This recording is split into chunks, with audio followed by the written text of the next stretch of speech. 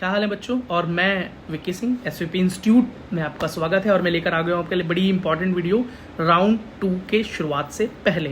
कौन बच्चे हैं जो राउंड 2 में पार्टिसिपेट कर सकते हैं। देखो, आपको हो सकता है इस बात की नॉलेज हो, लेकिन बहुत बच्चों को इस बारे में नहीं पता है, तो वो बड़े कन्फ्यूज़ हैं। सुन लीजिए, कौन जा सकता है राउंड 2 के लिए। जिसने राउंड 1 में पार्टिसिपेट किया ही नहीं था, वो राउंड 2 के लिए फ्रेश रजिस्ट्रेशन कर सकता है 5 सितंबर से 10 सितंबर तक।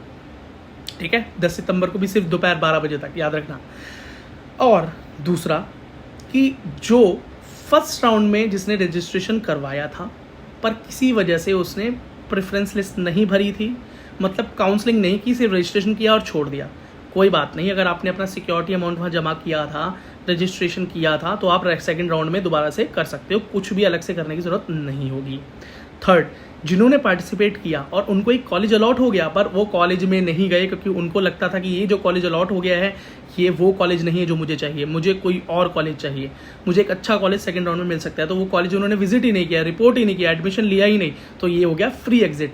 अब वो आ गए सेकंड राउंड में। अब सेकंड राउंड के अंदर उन्हें कोई भी रजिस्ट्रेशन करने की ज़रूरत नहीं, कोई पैसा देने की ज़रूरत नहीं। अब आते हैं लास्ट, वो कौन है जो पार्टिसिपेट कर सकते हैं। तो वो बच्चे हैं जिन्होंने एडमिशन ले भी लिया उस कॉलेज में जो उनको राउंड 1 में अलॉट हुआ था, बट उस कॉलेज में जाने के बाद उन्हें लगा कि शायद मुझे राउंड 2 में एक अच्छा और कॉलेज मिल सकता है, तो उन्होंने वहाँ अपग्रेड का ऑप्शन चूज़ किया।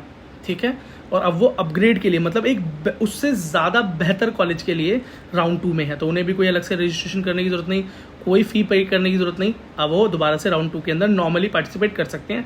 वैसे ही चॉइस फिलिंग करनी है जैसे राउंड 1 में की थी, वैसे ही सारी चीज़ें रहने वाली हैं, कुछ भी अलग नहीं होने वाला है।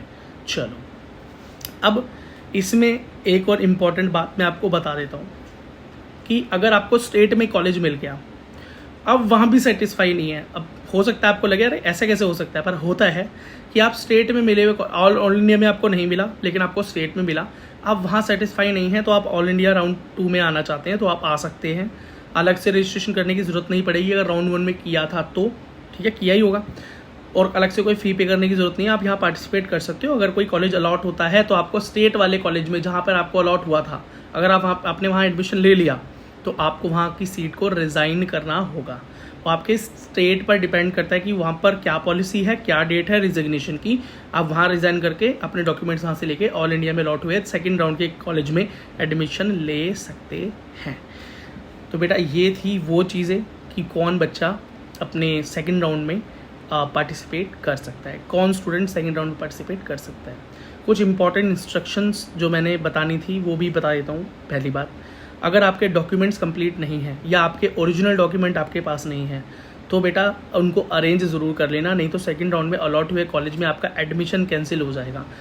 स्ट्रिक्टली उनको आपके ओरिजिनल डॉक्यूमेंट्स चाहिए ही चाहिए। ठीक है, आई थिंक ये बात आपको अब क्लियर हो जाएगी। दूसरी चीज़, PWD कैंडिडेट जिनका सर्टिफिकेट अभी नहीं बनाया तो बनवा लें, क्योंकि 9 तारीख तक आपका MCC पोर्टल ओपन है। एक और इम्पॉर्टेंट बात, जो बच्चे पहली